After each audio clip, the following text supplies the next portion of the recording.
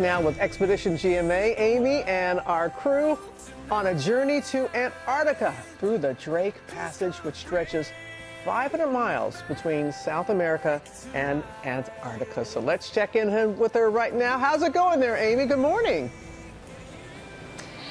Hey, Robin. Yeah, we're rocking and rolling here. We are inside one of the most sophisticated bridges on any passenger ship, and that's because they're navigating what's outside. Let me walk my way as carefully as I can outside to the Drake Passage. We actually entered into these rough waters about midnight last night. It woke me up out of my sleep at around 4:30 because we really were up and down, and now my stomach is rolling even with my patch. I'm surviving here, but these are a rite of passage. This passage, these waves for any sea explorer, and the exciting thing is all of you are coming along with the ride without any of the nausea that goes along with us as we show you the first ever live drone shot from the infamous Drake Passage.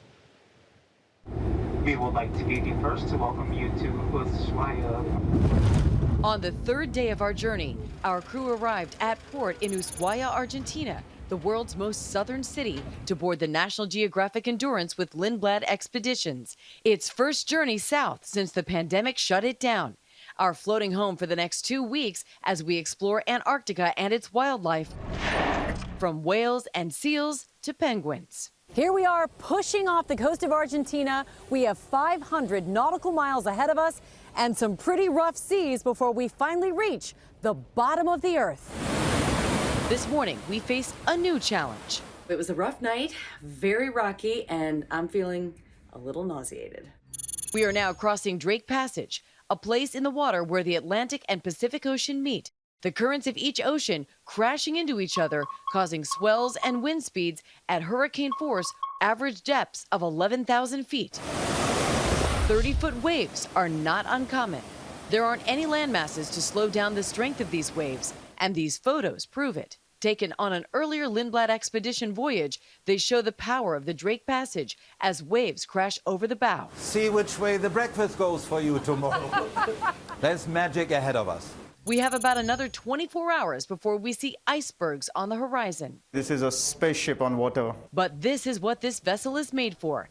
Built to navigate polar conditions, the Endurance is incredibly sophisticated and is equipped with what's known as an X-bow, a device that allows the ship to slice through waves and create a smoother ride. I wish he was here. I could wrap my arms around him. Expeditions like this one are put together by Sven Lindblad, whose family legacy is built in ice. His father, Lars Erik Lindblad, led the first group of people who were not trained expeditioners, many of them women, to Antarctica back in 1966.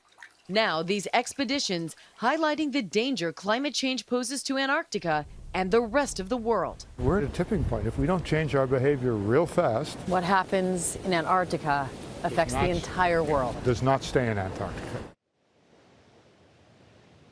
I have to say, thank goodness for that X-bow on this incredible ship, because we are navigating 18-foot swells right now, and we're still feeling them, but I can't imagine if we didn't have this technology with us. Now, get this, guys. You know I'm almost up for anything, but I have been convinced, once we get through the Drake Passage and we're in calmer waters, to go snorkeling in Antarctica. So it's all about the wildlife. I'm told we're going to get to see so many incredible things, and it'll be worth it. We've already seen, by the way, a pinwhale, which are known as the greyhounds of these waters because they move so quickly. And we just want to encourage anyone out there to follow GMA's Instagram page this week, because we're going to have some special reporting, especially for kids, as we navigate Antarctica live from our polar newsroom. Back to you guys. How did they convince you? They didn't really have to try that hard. I thought it sounded cool. Yeah, that's you, Amy. That's you. But if you're gonna snorkel there, Amy, what do you have to wear to snorkel? A dry suit. And so I don't even know how long I can be in these waters, but I'm going to need that information before I do it. Important information indeed. Oh, cannot wait to see the rest of that.